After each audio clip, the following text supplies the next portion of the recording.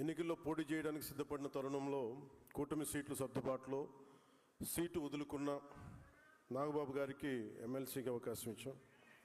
అలాగే పార్టీ కోసం నిత్యం నిప్పుడు నిలబడి చాలామందికి ఆయన మెత్తగదనం, ఆయన మెత్తనదనం ఒక సాఫ్ట్ టార్గెట్గా అయిపోయిన హరిప్రసాద్ గారికి ఎమ్మెల్సీ పదవి విప్ బాధ్యతలు అందించాం.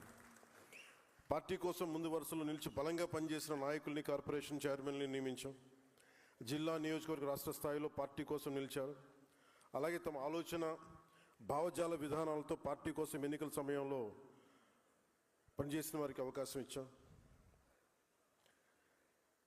పార్టీ తీసుకున్న కార్పొరేషన్ చైర్మన్లో పదవులు, అభివృద్ధి, మౌలిక సదుపాయాల కల్పనకి సంబంధించిన వాటితో పాటు సంక్షేమానికి సంబంధించిన కార్పొరేషన్స్ కూడా తీసుకున్నాం. అలాగే మాల కార్పొరేషన్ కానీ, క్షత్రియ, అగ్నికుల క్షత్రియ, వడ్డీ కాపు, తూర్పు కాపు కార్పొరేషన్ చైర్మన్లకి మన నాయకులకి అవకాశం ఇచ్చాం. అలాగే ఒక మేజర్గా ఒకటి ఇందాక వస్తూ ఉంటే అనిపించింది,